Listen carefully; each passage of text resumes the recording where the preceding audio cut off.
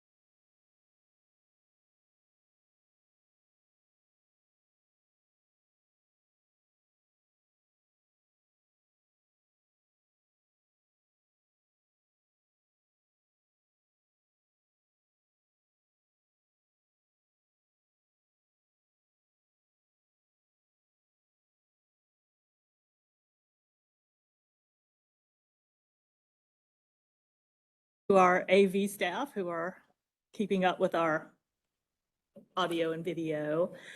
And assuming that Commissioner Bailey and Commissioner Carter join us, and a number of us ran into traffic issues this morning, we may have to back up and repeat a couple of things, but that's fine.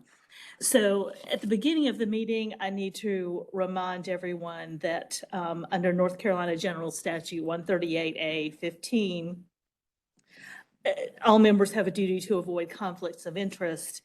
And I need to inquire whether any commissioner has a known conflict of interest with respect to any of the matters on the agenda today.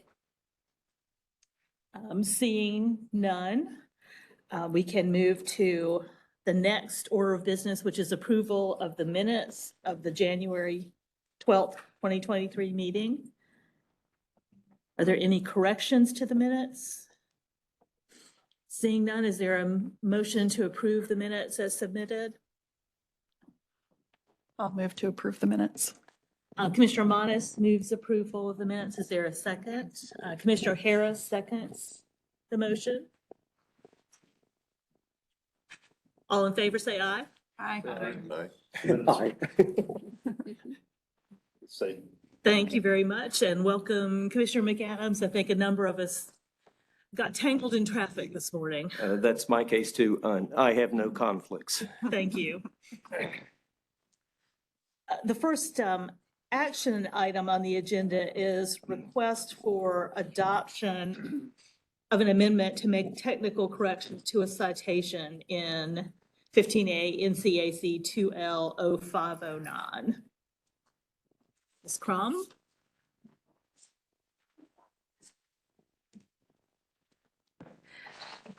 Good morning, Commissioner Smith and Commission members. My name is Karen Crom with the Corrective Action Branch of the UST section. We're here to request the adoption of an amendment. Oops, went way too. I'm sorry, hang on. No. Okay, oh, look at that, it keeps going. Okay, so we're here to request that the EMC adopt an amendment that makes a technical correction to the 0509 rule in 2L. This technical correction doesn't require we do public notice in the North Carolina Register or hold a hearing or submit an amended rule to the Rules Review Commission under statute GS 150B21. Our proposed amendment is to the 0509B rule, and we need to correct the citation of 0507E to 0507F. 0507F was relettered during our 2019 readoption process, and 0509 was not changed to reflect that relettering. We are asking for this correction because we are trying to submit a renewal application to the US EPA for the UST state program approval.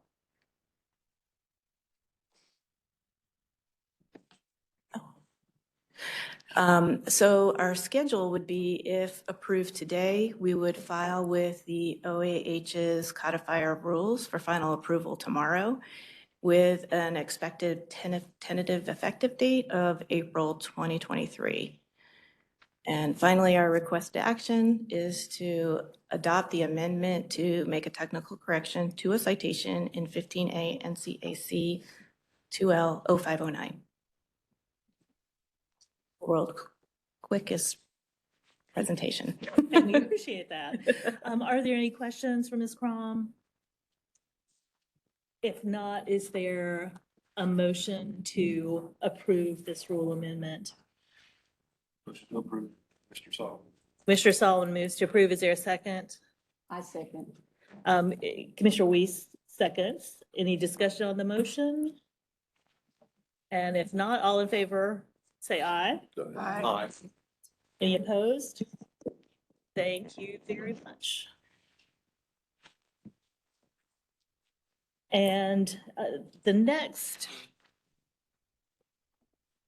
action item is request for approval of the hearing officer's report on proposed revisions to 15A NCAC 02D 0516, which is the sulfur dioxide emissions from combustion sources.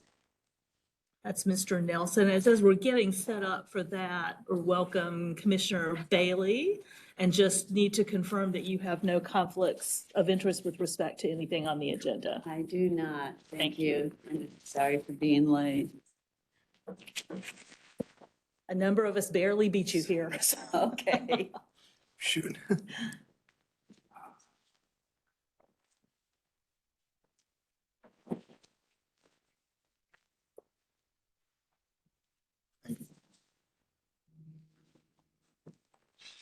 Good morning. I'm Brad Nelson. I'm with the Division of Air Quality, the Rules Development Branch. I'm here to present, I guess, the hearing officer report for the hearing on the 15A02 0516. That's the SO2 combustion rule. Basically, this is a rule set in place to help us maintain the ambient air quality, national ambient air quality standard for SO2. The reason for the rulemaking is because of a declaratory ruling by the EMC that said that the plain language of the rule did not prohibit the use of supplemental fuels to increase the heat input to meet the standard. So we are here, we wanted to revise the rule to, I guess, to fit that loophole. Public hearing was held on January 11th. Commissioner Davis was the hearing officer.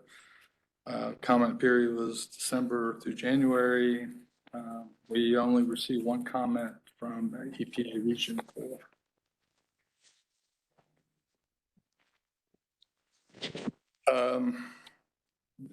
Based on the comment, we made some changes, I guess, to one of the subparagraphs.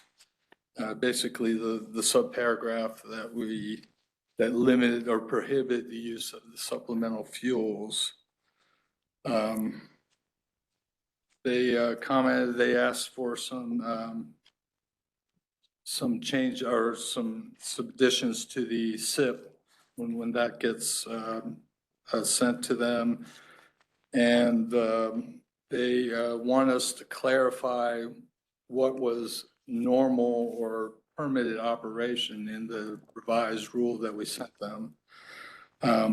Essentially what we did is we removed that language, the normal and permitted language from the rule, and just said if you use the fuel to increase the heat input, whose only purpose is to increase the heat input, that is prohibited. The regulatory impact analysis showed that roughly it costs around $60,000 to run an SO2 control system.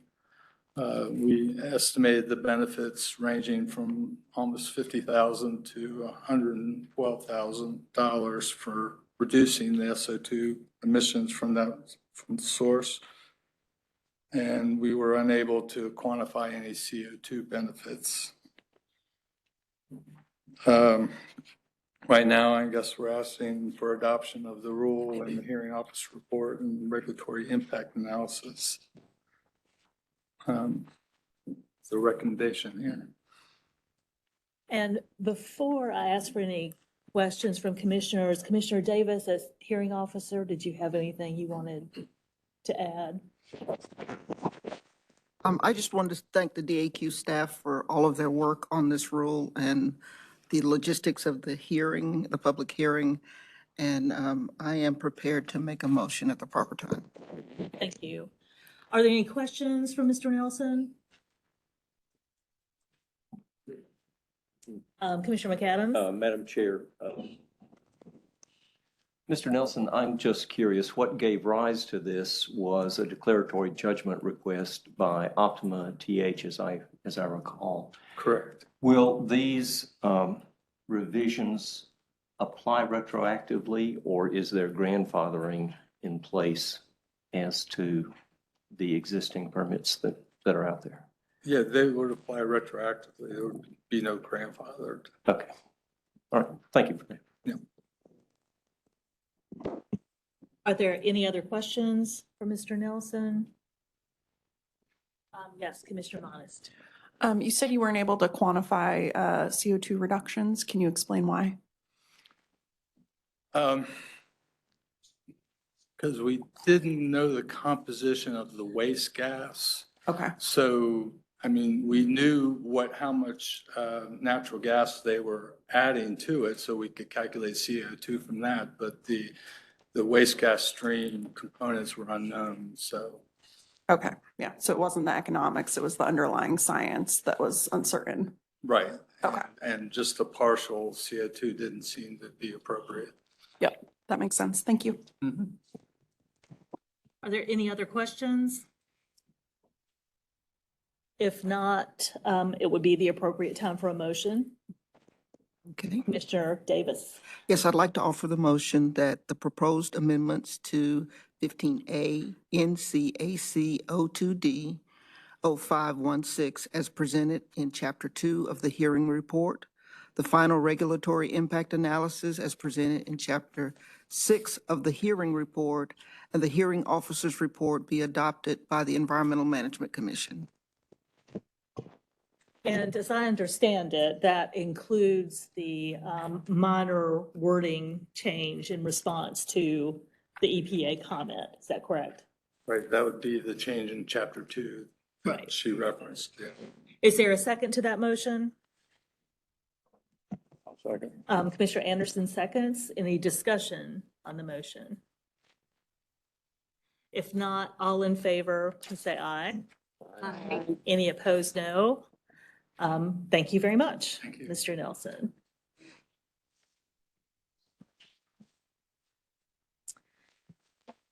The next action item is the request for approval of revised updated water supply watershed protection model ordinance. Then Mr. Clark.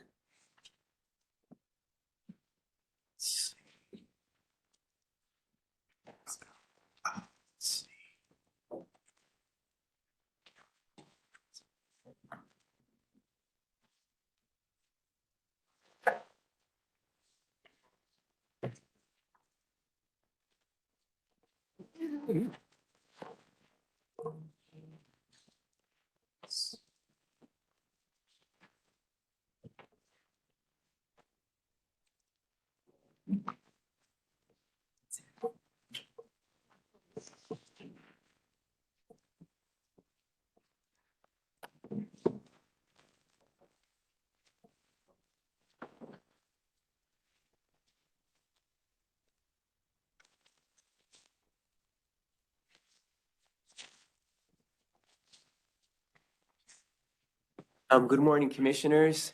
I am Paul Clark. I'm with EQ Dimmler Stormwater Branch, and I'm the Water Supply Watershed Protection Coordinator. I actually also assist with MPDS Construction Stormwater and the MS4 program as well.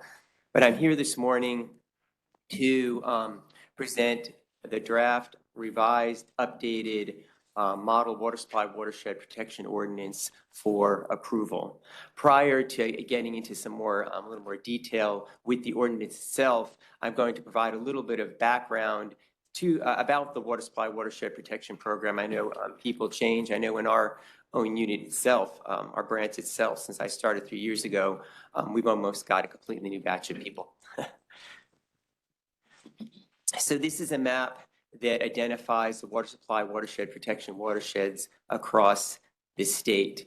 There are different colors indicated on this map, and I'll get to the meaning of those different colors a little bit later in the presentation. And I want to emphasize, although it may be obvious, is that this program applies to surface water protection. It does not pertain to groundwater. So the main way that this program protects water supplies, drinking water supplies in North Carolina is to minimize the volume of stormwater runoff and also minimize the pollutant load of the stormwater runoff. And that is done through limiting built upon area or impervious cover by having vegetated setbacks or buffers, putting in stormwater controls, and there are also certain prohibitions associated with activities that are allowed or not allowed in the different types of water supply watersheds. This just gives a brief history of the program. The act was ratified back in 1999 and 92 in preparation for identifying the watersheds themselves. There was some reclassification of waters to water supply. In 1993 and 94 is when the local governments started putting the pieces in place to implement the program. The first model ordinance was developed in 1995, and for those of you in the Water Quality Committee meeting yesterday, I mentioned it has not been revised since that time. So it's getting close to 30 years. In 2012, there was general statute that included some things pertaining to the water supply watershed program. This is one of the reasons I'm revising the ordinance. The rules were revised in 2019, and then I actually began revising the ordinance a few years ago, but here I am this morning with the ordinance for approval. Again, in North Carolina, there are a number of different water, primary and secondary water classifications. This particular program applies to WS1 through WS5, the 5 water supply classifications in North Carolina. Briefly, how these watersheds are delineated. They either pertain to reservoirs or run of rivers or rivers or streams. There are 5 different classifications, as I noticed. The program primarily focuses on, in terms of built upon area and limitations, primarily focuses on 2, 3, and 4. So you start from the intake, whether that's on a reservoir or run a river. Here we have the reservoir, your critical area, which has a greater level of protection. That's measured a half mile out from the reservoir, as we see.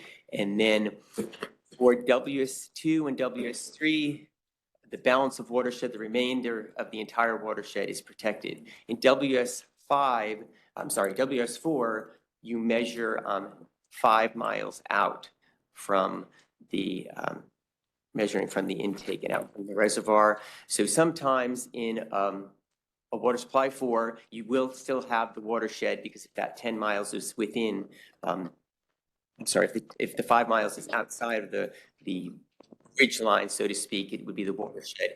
But you will note, and maybe you didn't see it on some of the maps, some of the protected areas for watershed 4s follow the outlines of the watershed, but some of them are in the shape of an arc, and that's using this distance, this 5 mile distance. Okay, so, whoops, I skipped it, sorry. There we go. And for the run of river, those intakes that are on flowing rivers, Again, the critical area is the same. It's a half mile out. Again, for WS2 and 3, again, you just take in the entire rest of the watershed, but this time for WS4, you measure 10 miles run of river. So again, sometimes some of these are the arc shape I indicated. In North Carolina, there are 82 counties and 207 municipalities and 1 airport authority that currently have all or part of their jurisdiction within a water supply watershed, and so therefore they are required to implement the water supply watershed program. That comes to about 290. What that light blue numbering is there are a number of instances, there are agreements that have been established between the counties and the municipalities whereby the county is administering the water supply watershed program for the municipality. And so that's why currently there are about 52 arrangements where the county is administering for the municipality. So there are actually 338 programs.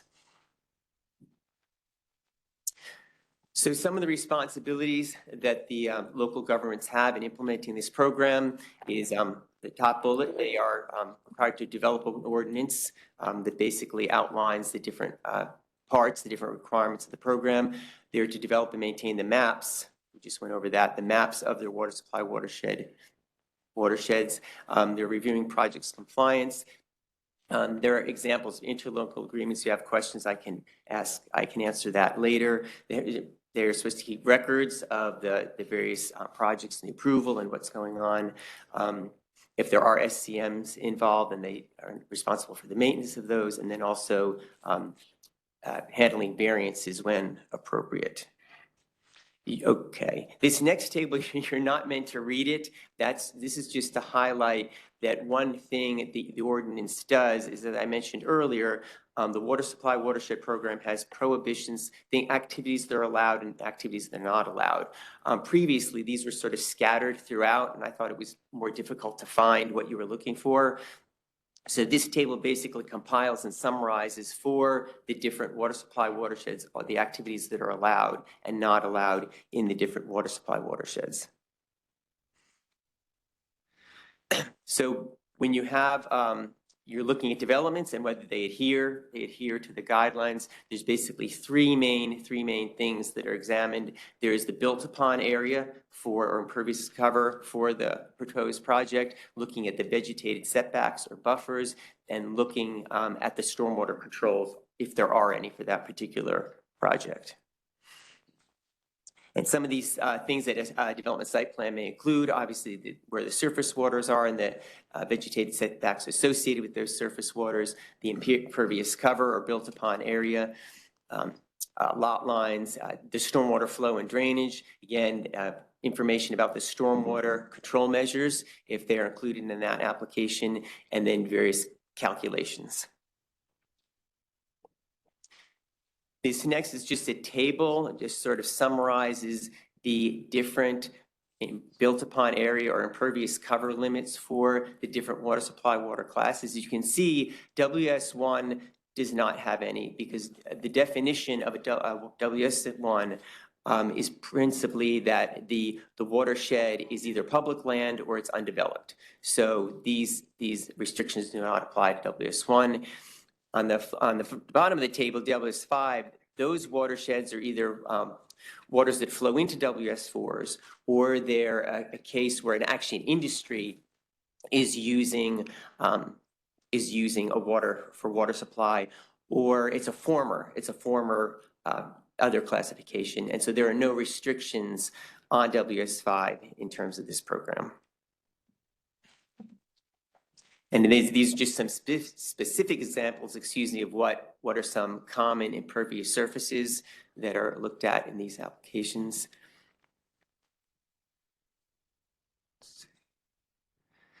And again, vegetated setback is another one of the main things that's looked at with these applications, and that is when you have the low density development option. If that's being used, then development has to be at least 30 feet from perennial streams.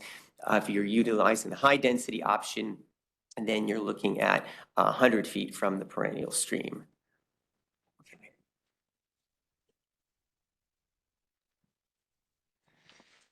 again, a little bit more about the two options. Low density, if a applicant is choosing to use the low density option, is preferred that they use vegetated conveyances to basically take the stormwater from their development and then transport it away. The alternate is they can use curb gutter outlets to vegetated swales. If they are using the high density option, the requirement is they have to include the engineered stormwater control measures as part of their application. It has to meet the minimum design criteria. That's what the MDC is. And then they can use either, when they're designing these stormwater control measures, they have the option to either use runoff treatment or runoff volume match. And what those are, a little bit more detail, but those mean, so these are the definitions of runoff treatment. Runoff treatment is more using the primary SCMs or a combination of primary and secondary SCMs. And the runoff volume match option basically says that the volume after development shall not be more than 10% higher than before development. And that exception is with draining in SA water areas, it's 5% instead of 10%. These are some options, if you will, that are allowed within the water supply watershed protection program. Basically, the 1070 option says that a local government can allow in 10% of their watershed, and they decide where that 10% is, but in 10% of their watershed, and I should add too, because I get these questions, this 1070 option is using the municipal or the county boundaries that were specified when the program began, like 93, 94. So in other words, as the area of the municipality or area may grow, it doesn't mean they get more watershed allowed for this 1070 option. It's set at 93 or 94 or whatever that acreage was established. But it basically says that they can develop it to 70% without the stormwater control measures. Remember I mentioned earlier, when you're low, if you bump up from low density to high density, then you're required to implement stormwater control measures. This 1070 option allows in 10% of the watershed. You can go up to 70%, and you do not have to have the associated stormwater control measures.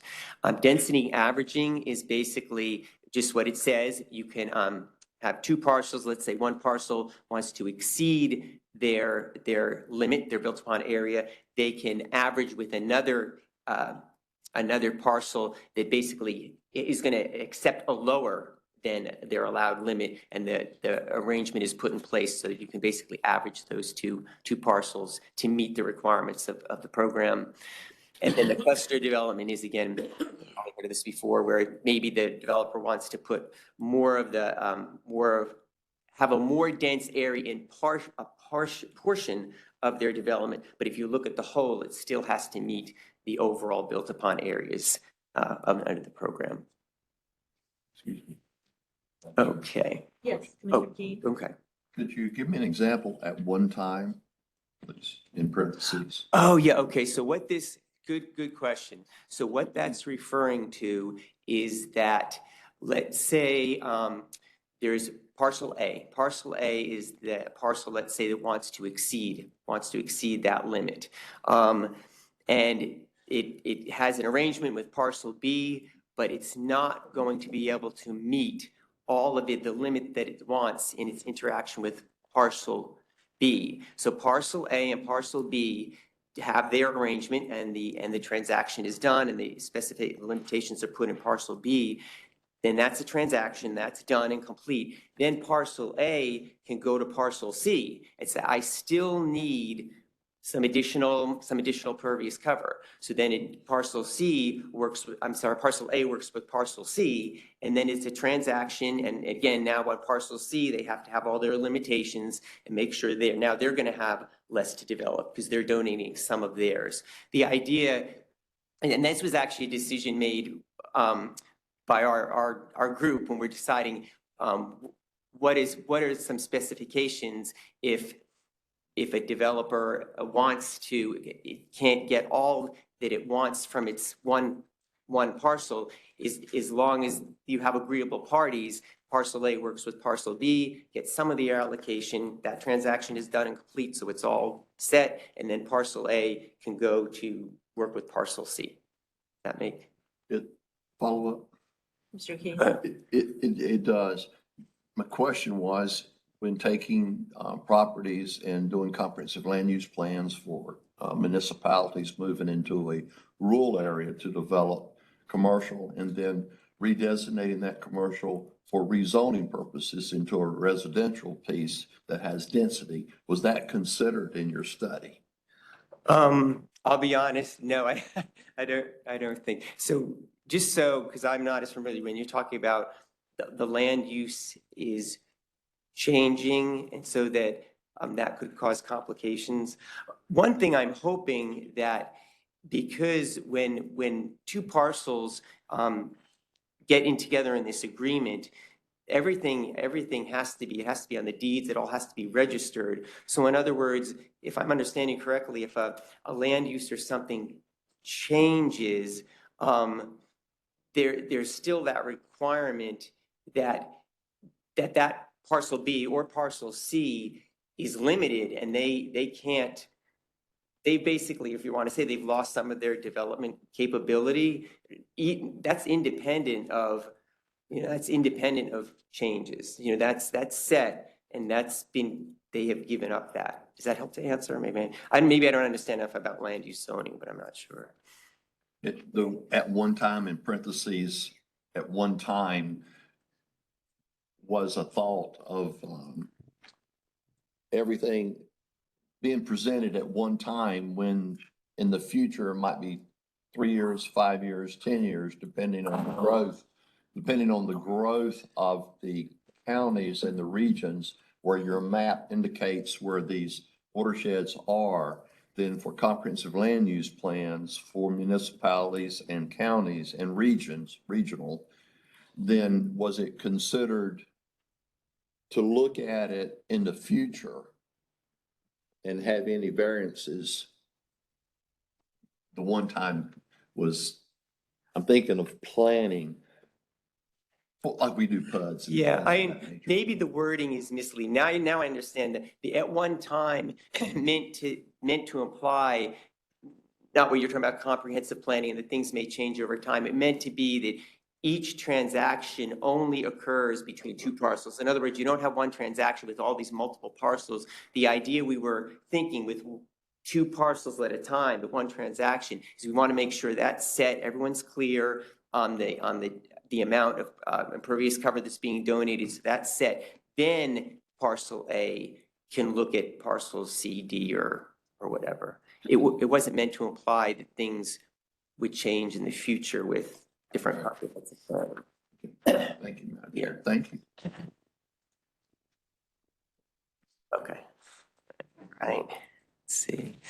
Now I'm just going to provide a little bit of background on some of the things Water Supply Watershed Program has done. This was about 2 years ago. I developed a survey and sent out a survey with a number of different questions. It also had an option that the local governments who implement the programs could upload digital copies of their ordinance and or the maps that they use. And again, I say 290, but sent to all the local governments that currently implement water supply watershed protection programs. And as of, I double checked yesterday, but as of now we have 43% responding. So again, still not great, but it's been improving over time.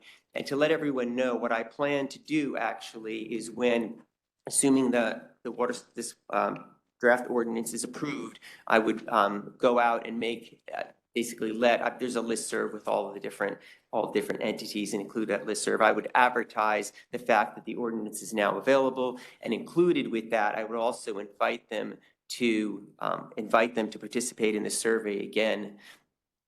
The reason I even sent out the survey is, again, for me to learn more about the programs, but also for the local governments to seek guidance, to ask questions, have questions or concerns answered.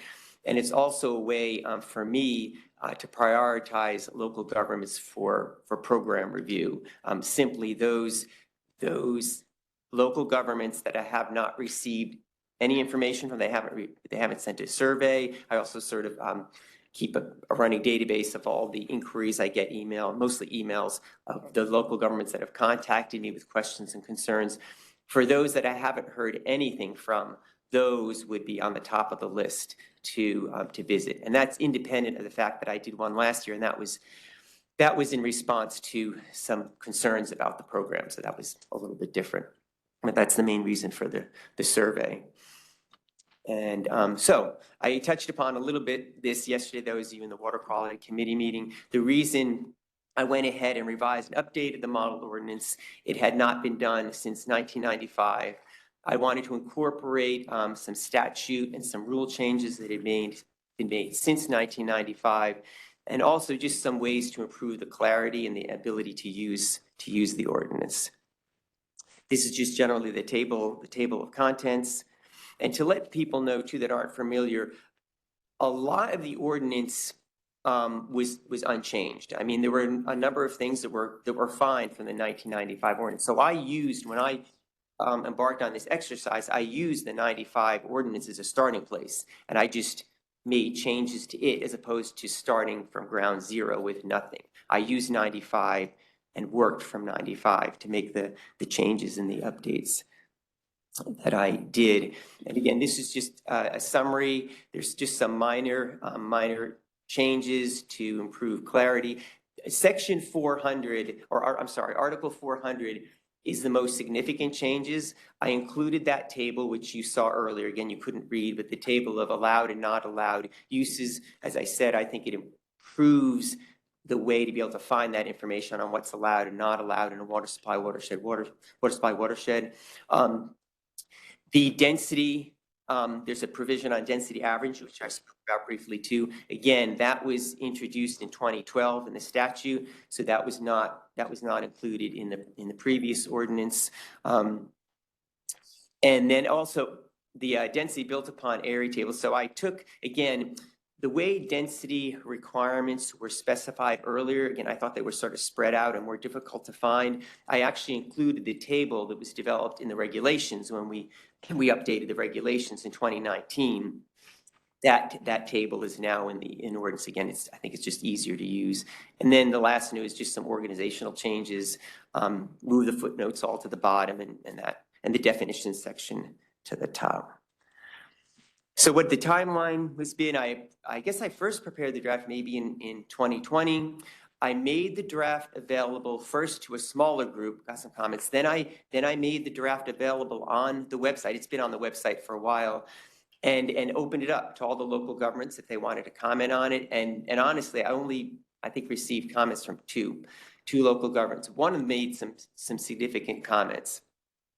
In July, actually it wasn't me in July because I had a really bad bicycle accident. So my supervisor at the time, Annette Lucas, presented in July of 2021 to the Water Quality Committee, and they went ahead and approved the draft model ordinance. Then in September, I was here and I presented to the full EMC. And again, I think I mentioned this yesterday, but there were some good questions, and the recommendation was that I seek more input from those that just are more expert, more competent, have more experience and knowledge in local ordinance development and that type of thing. So I got comments, as you see.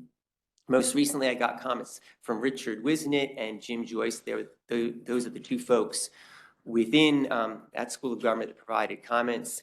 And here I am this morning to present. I reviewed their comments and incorporated a lot of their comments into the version that you see in front of you. And this is just my contact information, and that's the second is just the link to the Water Supply Watershed Program. I'm available for Thank you, questions. Mr. Clark. And before I ask if there are any questions, let me just pause for a moment and recognize that Commissioner Clark has arrived and ask for any indications of conflict of interest. No, but let me give anybody a warning who's going to North Raleigh after this meeting. Wake Forest Road is completely blocked and they're detouring everybody. There were multiple Oh my gosh. problems with traffic this morning. Sorry about that, but So I just ran smack into it and was stuck. That's fine. And so Commissioner Carter has no conflicts of interest with anything on the agenda. Any questions for Mr. Clark? I do. Commissioner Keen? Ms. Clark, a great presentation. Thank you. Thanks. Huge task. The, you said the 400 was the, piece that, was in reference to the, chart for, not allowed uses versus not allowed uses. Is that correct? That is correct. Yes. Okay. It's in section. So for you, first of all, go to the map, if you would, please. I wanted to. Oh, the map in the reference- beginning? I wanted to just reference the map. Oh, sure. Yeah, that's in the beginning. So I'll go back to the map. And I will let you know too, the map, there are some updates needed to the map. And just to let you know, there were at least a couple of watersheds. I know it's hard to read, whoops, but the map is going to, that's one thing that Stormwater wants to do in association with another map. We want to update. It's the plan to try to update this Okay, one. So go ahead. in reference to the map, total acreage, would you have that information on total acreage? I'm sure I have it somewhere. Unfortunately, I don't have it with me right now, but if you provide me contact information, I can get, you're asking for the total acreage of all the water supply watersheds. Yes, sir. Yeah. Make a note of that.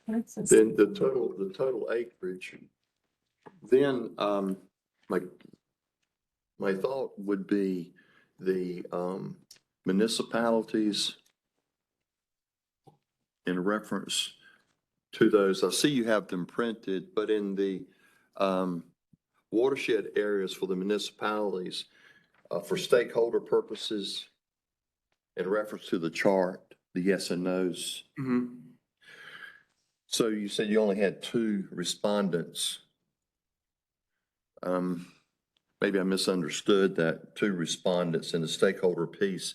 I guess my concern is that the yes and no's and the defining the WS1s and WS2 CAs in relation to the municipalities in those areas for residential, land applications, and was permitted in those areas. Was there a lot of thought in the municipalities coming to the table when you went to the chart and said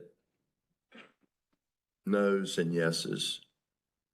Okay, so you're talking, Were I'm sorry. there some yeses to begin with, and then all of a sudden they became no's because they were classified into these areas? And you're talking about, I'll get up to it, but you're talking Yeah, about that table, right? The Yes, yeses sir. and nos there. Yes, sir. These, what's allowed and not allowed, the prohibitions and the things that are allowed, those were developed back in the early 90s when the program first started. I know that there was a stakeholder process with that because I think it was Lisa Martin, Steve Zufali were 2 of the, neither one of them are no longer with the department, but Steve Zufali and Lisa Martin, I know there was quite a bit of contact and interaction with the local governments who would be affected. As far as specifically, what I can't answer specifically, did they have all these activities and ask municipal governments specifically, are you okay with yes, no? I don't know that level of detail, but I know there was that stakeholder type process back in the early 90s when the program started. And perhaps one further clarification on that, this table just summarizes the content of the rules. So Yes. these are representations of what the rules allow and don't allow in each of those areas. Right, I understand. And with that, the stakeholders, they are, with this adoption of the new, this new piece, then were there any yeses that were changed to no's? Oh, I understand. No, Or these, any WS1s changed to WS3s or? no, the yeses and nos in this table, they are taken from the regulations. As I said, the way it's was specified in the regulations is these yes and no's, what's allowed and what's prohibited, is within the regulations. What I did to compile it is I just took that information from the different pieces and the different sections, and I compiled it into this table. There's nothing that was added. All of that information in that table is taken from the regulations. All right. But for stakeholder purposes in those areas, and I'm still interested in the total acreage, by the way. No, I made it. I made a note of would that. just be interested in that. Would like to know. But there was no pushback in the stakeholder piece. Again, that was in the 90s when these were developed. So I personally wasn't involved in that effort. I guess I'm sure there are some notes and that type of thing about the interaction that took place. I could research old files and that type of thing if you're interested in what type of comments there were when these different prohibitions and stuff were presented and how people reacted. I have the local Not in the governments react. 90s, no. I would only be interested in Oh, okay. what has happened. Oh, just today, to be honest with you, when I get a lot of questions, obviously, I get a lot of questions on this program and implementing the program. And the majority of the questions have to do with the built upon area questions. Very few, maybe less than 5. Very few have asked about these prohibitions. It just, Okay, That's been my experience since I've been in the program. good. Thank you. Thank you. I appreciate that, Madam Chair. Yeah, those are you. good questions. And I guess to put this in context, what's before us today is the model local ordinance. And so there were revisions to the model ordinance, but this process did not involve any changes to the underlying EMC regulations that those ordinances are required to implement. That's correct. And one thing I'll add too is that this is a model ordinance. The local governments are required to develop and implement an ordinance, but the ordinances vary. I mean, this is meant to be used as a guide. Some of them, I've seen them, some of them take it exactly and they use it exactly, but some of them have modified it. And again, they're allowed to do that as long as they are is at least as strict and at least as stringent as the state, as long as they're meeting the local requirements of the program, they can modify their ordinance to best fit their local purposes. Thank you. Are there any other questions? Yes, Commissioner Solomon. Yeah, I'd like to thank Mr. Clark. I know we've had several conversations a couple of years ago. We could both smile about some of those. Yeah. And I think you've done a good job, what you've done the last couple of years. I'll say that because this thing was a mess. It was kind of a train wreck. And for the commission that hasn't been involved, the real problem with this is this ordinance spans multiple units of local government, as he said, 53 are sharing. And so the individual municipalities, when it's under the county or the watershed authority, nobody's getting the message back to the local planning departments or to the elected officials. And so they're making development decisions really without having a big stick with this. And as you can see, Mr. Clark's the only coordinator here. So they've got a water quantity program, they've got a water quality program, nutrients we heard about, and they've got this one overlaying, and they weren't agreeing with each other. They were radically different in some cases.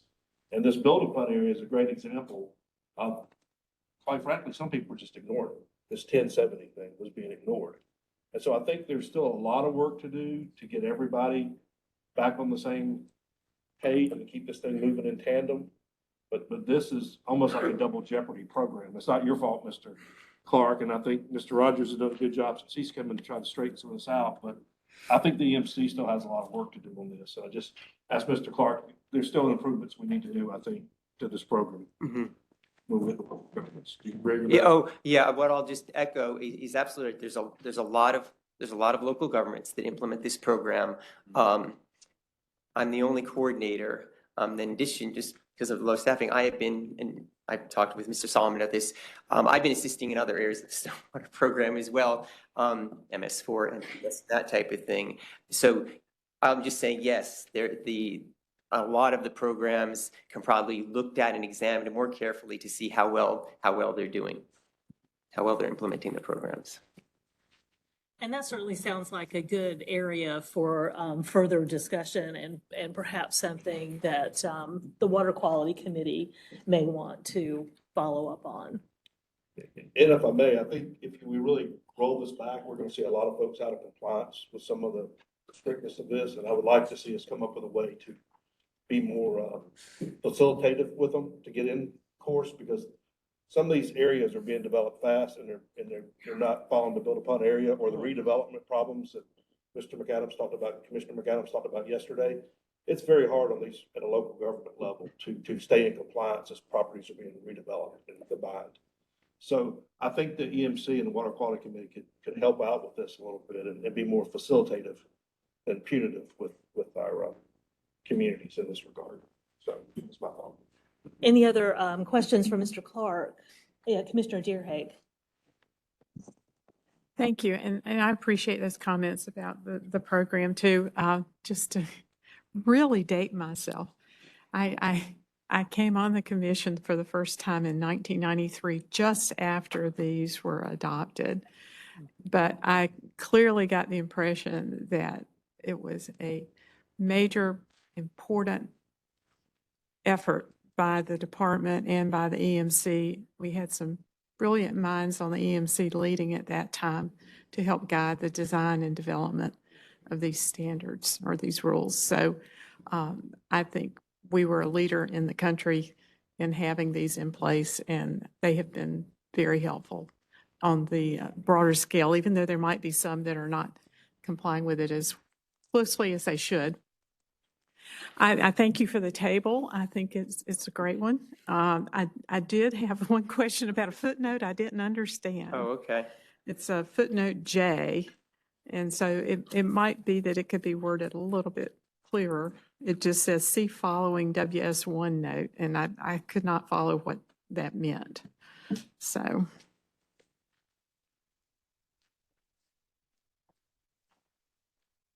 I know I had to take my glasses off too, Paul.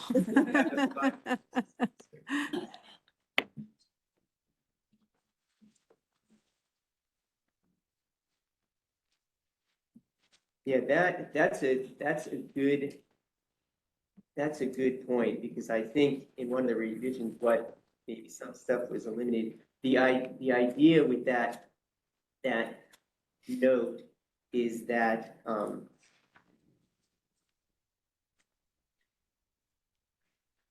water supply watershed 1, as I said early on, they are undeveloped or in public lands, and so these restrictions for the most part, pretty much apply mostly to the higher number of classifications. But yeah, I think what happened, and it's such a small footnote, I'm guessing there was more information that had been needed. I'm going to circle that, and I'm going to clarify that footnote so that it's more clear what the intent is with that. I could follow the other footnotes, I think, pretty well, but I think it is a very useful table, and thank you for what I know was a major effort to put it together. So, and I'm glad to hear that Commissioner Solomon thinks these revisions since 2021 have addressed his concerns, and they were valid concerns. So. And thank you also for reaching out to the University School of Government for their interest and feedback on the procedural side of local ordinances. So, thank you. Any other questions for Mr. Clark? Seeing none, the request is for approval of the revised updated water supply watershed protection model ordinance. So a motion would be appropriate. So moved. Move accepted. I'm sorry. Commissioner Deerhake? Yes, I move. Commissioner Deerhake moves approval. Commissioner Keaton seconds the motion. Any discussion on the motion? Seeing none, all in favor say aye. Aye. Any opposed, no. Thank you very much, Mr. Clark. Thank you.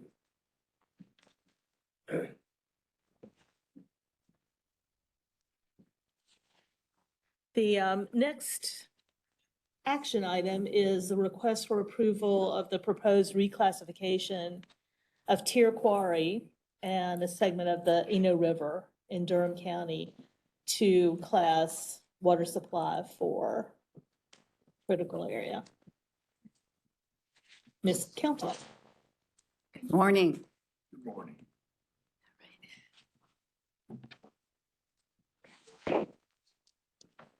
Right. As a reminder, my name is Elizabeth Countess, and I'm before you today to present the water supply for critical area reclassification of the Tier Quarry in a segment of the Eno River in Durham County. In May and July of 2022, the Water Quality Committee and the EMC respectively approved the City of Durham's request to proceed with rulemaking for this reclassification. On November 3rd of 2022, Division Staff and Hearing Officer Commissioner Carter conducted a public hearing in Durham, North Carolina. The purpose of the hearing was to receive public comments on the above-mentioned proposed reclassification and associated regulatory impact analysis. Of the 9 people who attended the hearing, 3 people spoke. One of the speakers was a representative with the City of Durham, and 2 additional speakers did not provide a stance on the proposal. During the comment period, 45 letters were received. 18 comments stated concerns and or questions. 4 additional letters supported the proposal. 6 additional comments were not in favor of the proposal until further investigation is done, and the remaining 17 letters were flatly against the proposal. The report of proceedings, which was provided to the members of the EMC prior to today's meeting, includes all written comments received and further details on the proposed reclassification.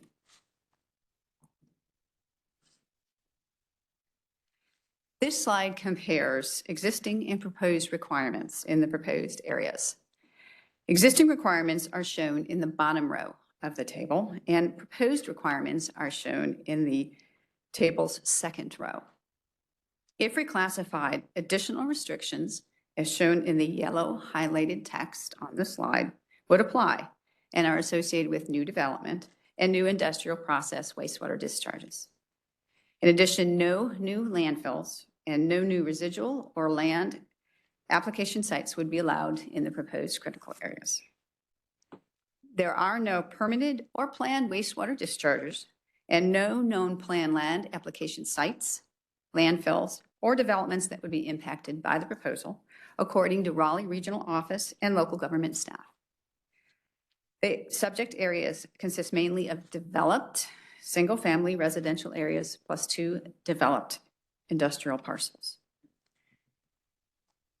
Durham County and the City of Durham would be required to modify their water supply watershed ordinance within 270 days after the effective date of the reclassification.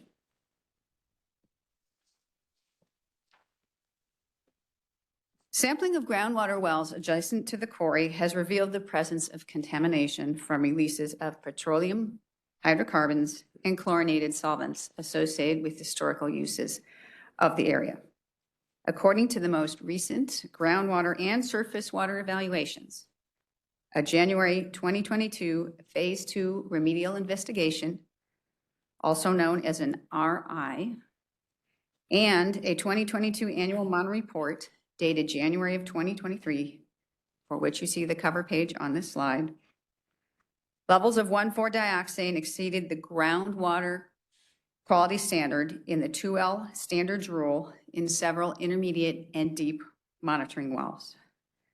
Levels of vinyl chloride exceeded the 2L standard in intermediate wells in the reports, and levels of naphthalene and an estimated value of hexachlorobenzene exceeded respective 2L standards in 2 separate intermediate wells in the RI. Lastly, levels of naphthalene, bis-2-ethylhexyl phthalate, and 2-methylnaphthalene also exceeded respective 2L standards in 1 deep well in the RI. The RI states, and I quote, "Given groundwater flow in the intermediate and deep zones is toward the quarry pit, the compounds detected are likely migrating toward the pit." And the RI also recommends and I quote, continued annual monitoring at the site. Surface water monitoring points should be increased for the next monitoring event to confirm groundwater impacts are not affecting surface water in the quarry pit. One additional surface water monitoring point was added to the subsequent late fall 2022 monitoring event. DWR concurs with the recommendation for continued monitoring at the site. DEQ will also require groundwater and surface water monitoring to be continued until no detections exceed regulatory levels.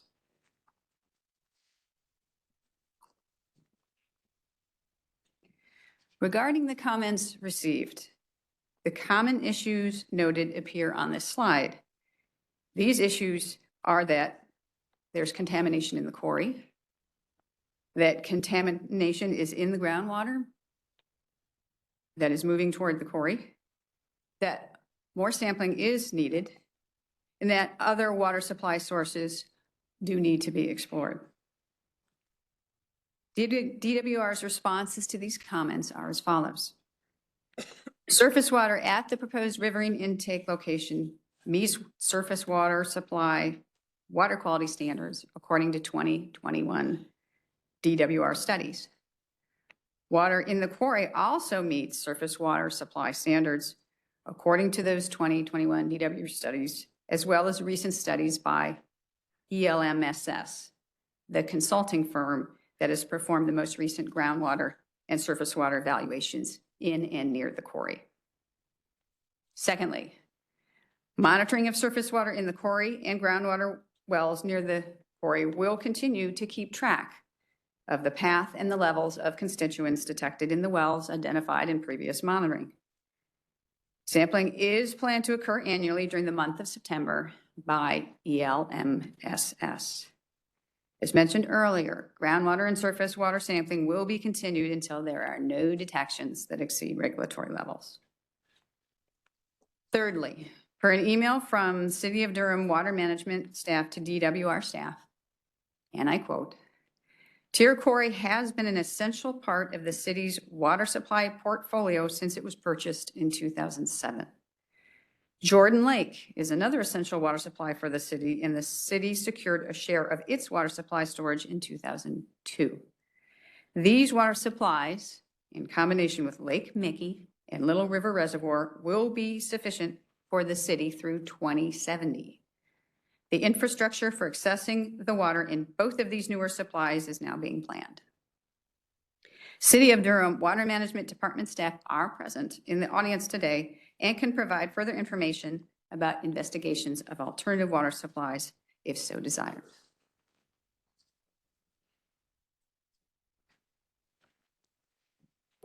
Additional information was also received via email from the City of Durham Water Management staff to DWR staff and is on this slide. I would like to read this slide. In the case of Tier Quarry, the city monitors the quality of the water in the quarry and tests for many potential contaminants such as 1,4-dioxane. The city will treat water withdrawn from Tier Quarry to remove any contaminants we find in the quarry. The city is now testing the effectiveness of a variety of new and advanced treatment technologies in removing contaminants of emerging concerns such as PFAS and 1,4-dioxane.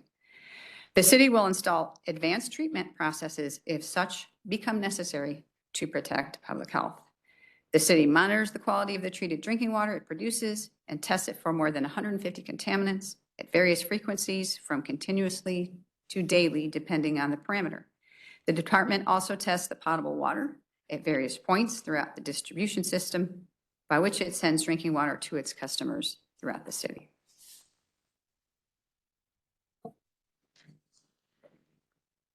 At this point, I'll turn this presentation over to Commissioner Carter to provide his input and state his recommendation regarding this reclassification.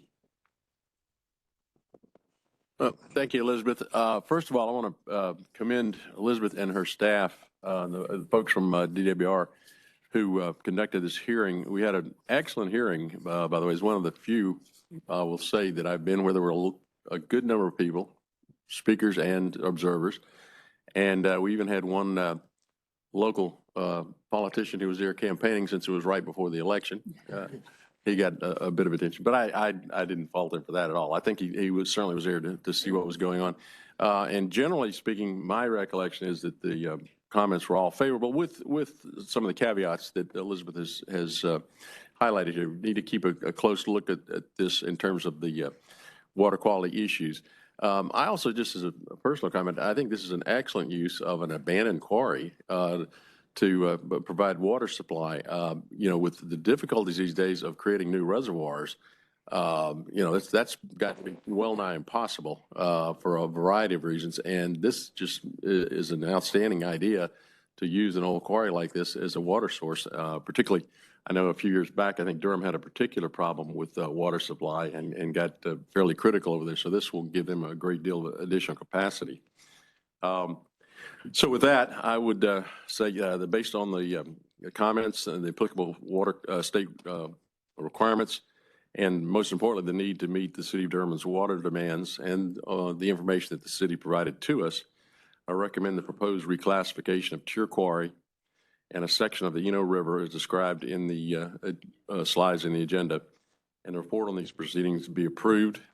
If reclassified, the proposed effective date would probably fall at about May 1st of this year, 2023.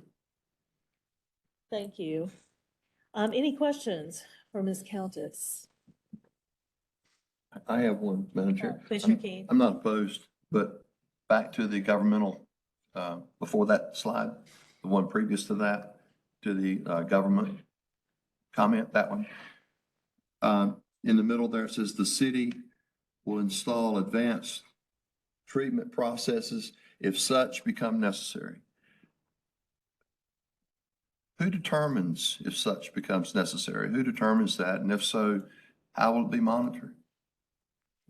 So first of all, let me provide a few comments on that. And then also I'd like for Sydney Miller with the city to come forward. So local governments are responsible for having treated water meet MCLs. So really the issue is going to be, is there an issue with meeting MCLs? And that's the only comment I'm going to make. Sid, if you could come forward, and if you want to describe further what kind of monitoring involved and answer the remaining questions would be great. Thank you. So Mr. Miller, if you would identify yourself. Good morning, Commission. I'm Sydney Miller, and I am the Water Resources Manager for the City of Durham. So your question again was, who determines whether advanced treatment is required? Is that correct? It says there the city will install advanced treatment processes if such become necessary. I just wanted to know who would make that determination on when it becomes necessary. And then if so, who will monitor that and how will it be monitored? So the EPA ultimately sets the standards by which the quality of water is determined. And then that's passed through to the state. And the state's public water supply imposes that upon purveyors of water. The City of Durham tries to be well in advance of anything that might be required. So for example, in the case of PFAS, we've been monitoring PFAS for 2 years now within raw water and drinking water. We don't know what the standards will be required for treatment because the EPA has not yet told anyone. They were supposed to say so last Friday. They did not. So we're waiting to find out. So that's how we will know what the standards are that we need to meet. And so in the case of Tier Quarry, to date, we have not found any contaminants in the quarry that are subject to regulation. We haven't found it. If we do find it, then we will treat it.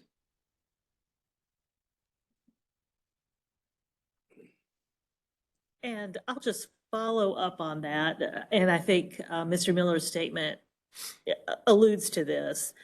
EPA has not yet adopted any drinking water standards for PFAS substances. So MCL refers to the maximum contaminant levels that apply to drinking water systems. So currently, there are no MCLs, although EPA has been working on developing those for at least 2 PFAS substances, and those are expected anytime. But they are not yet out. And there is also no MCL as of present for 1,4-dioxane. Correct. So we are in this in-between area with some of these emerging contaminants where we know of the contaminants, know of some of the risk, don't yet have regulatory standards. And so in that environment, it really is very much up to the city to determine if they want to go beyond what is being required at any moment in time, and based on what they're seeing from their monitoring, of course, and whether there's a documented problem. Thank you. Any other questions? Commissioner Deerhake. Thank you, and thanks for coming to speak to us. I wanted to ask directly, though, is the city currently monitoring for 1,4-dioxane too? Yes, we are. Okay, because We have not found it.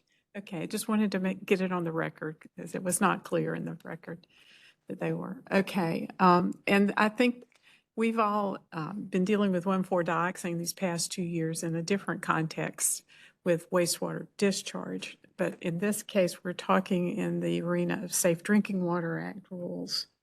So it's handled differently. So just thought I'd clarify that with the members. Commissioner Lyerly. Yeah, thanks for the presentation. And again, it was very informative. I'm sure you covered all of this, but I, was impressed by the, use of the quarry as a water supply and the novelty of that. And again, just curious if there's a history of quarries being repurposed for water supply and if there's been any health issues associated with that at any other sites, or is it an opportunity to learn something new, or is it already been proven to be an effective strategy that has worked out in other situations, just as somebody who doesn't know that much about repurposing quarries? Sure. So there's only been one other quarry in the past 25 years that has gone through a reclassification, surface water reclassification. That was for Johnston County about 10 or so years ago. So it is an idea that I do think is a good one. It just, not many folks have come forward actually wanting at this point to have quarries reclassified for drinking water use. There are, prior to 2000, maybe 1 or 2 others in the state that have gotten approval for water supply, but that's it. And in terms of a compliance history, I do have some staff in the office and the audience who could help us with that. I'm not aware of quarries having an issue, but again, that's not really what my expertise is in. So, Commissioner Bailey. Just a little more information, excuse me. I used to be an attorney for the Myriad of Materials, a national quarry company, and we've had quarries throughout the United States. When you're reclaiming them, we will partner with local governments, so it might not be as many here in North Carolina, although I'm familiar with one in the New Bern area maybe. But the life of a quarry is over 50 years, depending on where it is and where the deposits are. So it's something that quarry companies do try to do, is partner with local governments. I mean, sometimes they turn into parks with the lakes. So it's definitely an opportunity for a partnership. And, as being on the board of the National Stone, Sand and Gravel Association, that's something quarries really look at. It just makes sense. So that's one point I wanted to make. And then the other question I had is unique to tier quarry was just that, I mean, obviously quarries form a cone of depression, so contamination goes toward them. When the quarry is in operation, they have an NPDES discharge permit. But so this one, there are comments about contaminants going towards the quarry, which makes sense. But have you looked at the sources that are around the quarry? Is that part of an investigation, or is it just monitoring now? Sid, you could probably help me out with this somewhat, but as I mentioned, most of the area near the quarry, actually really across the river from the quarry, that's still captured, in the overall water supply watershed, is residentially developed, but those folks are all on city water, as far as I know, correct? So in terms of groundwater users in the area, maybe Sid, you can fill that in blanket for me, but I'm not aware of any. There have been wells in the area that were used for water. To my knowledge, none of those are contaminated, and I don't know that there are any that are in use by residents. As far as any sources of contamination, the only one of which we are aware was the old NCDOT asphalt batch plant and I'm very familiar lab with those. that caused this contamination in the first place. Okay, I'm very familiar with that because that happened at many quarries across the state. Thank you. Yes, Commissioner Carter. I'd like to follow up on Commissioner Deerhake. You surprised me. You said you've not found any PFAS in any of your source waters? No, I said we had not found any 1,4-dioxane. Oh, I'm sorry. I misunderstood. There's PFAS everywhere on Earth. That's why I wanted to make sure I understood. That I There's a thought, little man, bright spot that doesn't yeah, have boy, you guys PFAS. did a great job if you didn't find any. No, there's PFAS. Okay, thank you. For a moment there, we thought the city of Durham had a secret. No, we're still looking. Any other questions for Ms. Countess or Mr. Miller? I just said, real Mr. quick, Madam Chair, and it goes back to my original question at when it becomes necessary. And you've answered that, and certainly following into Commissioner Bailey, but I remember that Commissioner Solomon and I visited White Lake some years back when, maybe it's been a couple, 2 or 3 years back, but the water piece moving into these quarries, surface water, groundwater, and monitoring those areas, that was just my concern up front, is that when it becomes necessary and how the monitoring piece will take place. And if the city of Durham has got it covered and it's the water source for Durham and Durham County and so forth. But that's just my concern moving forward 2, 3, 5 years down the road. I remember 25 years ago, I went to White Lake and it was beautiful. 2 years ago, I went to White Lake and you couldn't see a foot down. So I was just concerned about that comment and moving forward, Madam Chair, how that's just going to be handled. So we monitor all of our raw water supplies. The periodicity at which we monitor depends on the constituent, but we're monitoring either weekly, monthly, or quarterly, depending on what the parameter is. So we've been monitoring tier quarry for quite some time, and we're monitoring it now, and we will continue to do so in the future. And as far as the groundwater is concerned, that's being monitored also, not by us, but by EMS, at least on an annual basis. So we will know if there are any contaminants within the raw water. And then, as was mentioned earlier, we're constantly monitoring our treated drinking water that we're sending to our customers. Thank you. Thank you, Madam Chair. Any other questions, Commissioner McAdams? Thank you, Madam Chairman. Just a couple, perhaps mostly point of interest. But my understanding from a previous presentation is that the tier quarry is intended to be filled by high flow skimming in the River pursuant to significant storm events. And so the source as that was described, is more surface water than groundwater. This is not a sump in the land which is expected to fill up by groundwater. Is tier quarry, is that skimming already happening, or is it proposed? Does tier quarry stay full of water?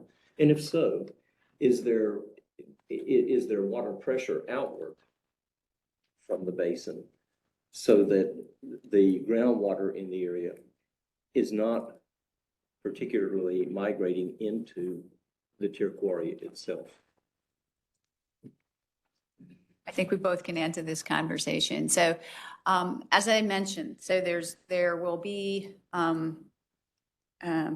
potentially a varying mixture over time of the water that's in the quarry. So some of it will come from the there will be some from groundwater. There may be also some coming in from Lake Mickey, correct? So it's going to be, again, depending on what the flow of the is, rains we've gotten, all those things. So it'll be sort of a moving composite, if you will, from different sources. Do you want to add anything to that? Okay. So right now, there is no water coming from the into the quarry. That infrastructure hasn't been built. The water that's in the quarry right now is largely from rain, and the quarry is not filled. So the quarry was used during 2007 and 2008. There was temporary intake installed and pumps, and it was pumped into the city of Durham system during the drought of 2007 and 2008. Hasn't been used since. And then as far as the water that will be in the quarry, as Elizabeth mentioned, it will ultimately be a mixture of different surface waters from Lake Mickey, from the and from whatever rain falls directly onto the quarry. And we are currently studying what might be required to treat that water, which comes from a mixture of sources. No raw water intake, permanent one, has been installed yet. That is correct. Okay. Commissioner Solomon? Yeah, for Mr. Miller, I guess a comment, I know using quarries, the limiting factor is often the cost of pumping. The deeper you go into the pool, that's why you use the surface water a lot of times, because you don't want to pump 500 feet down. But it sounds like, and the question is this, it sounds like adding this quarry into your portfolio is your intention, so that between Lake Mickey and Little River Reservoir and Jordan Lake, you will be able to, if any one of those sources gets damaged or contaminated, you'll be able to play the economics and the water quality to the best interest of the people of Durham. Is that why you need this quarry? Correct. Okay, thank you. Any other questions?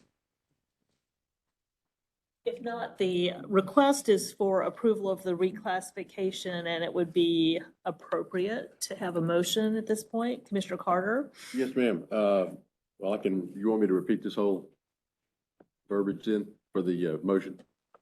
I think council is giving me a heads up there. Okay.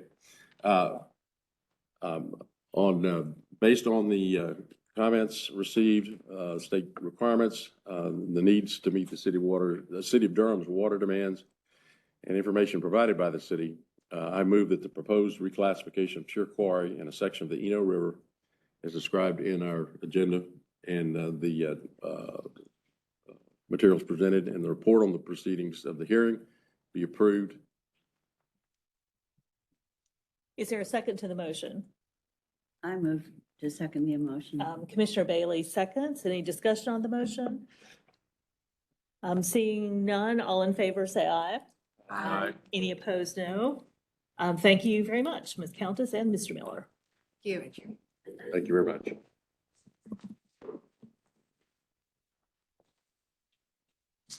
The next agenda item is consideration of a resolution called for in the 2021 Coastal Habitat Protection Plan revisions. And I'm going to defer to Commissioner Bailey, and I believe Mr. Larrick is also here to discuss that proposed resolution. Thank you, Chair Smith. Commissioner Anderson and I are both on the steering committee for the Coastal Habitat Protection Plan. And spent a couple of years working through that plan, the update to the plan and finalizing it. This resolution originated from the public-private partnership formed as a recommendation of that plan. And the partnership is called the Stakeholder Engagement for Collaborative Coastal Habitat Initiatives. This resolution is the work of that partnership.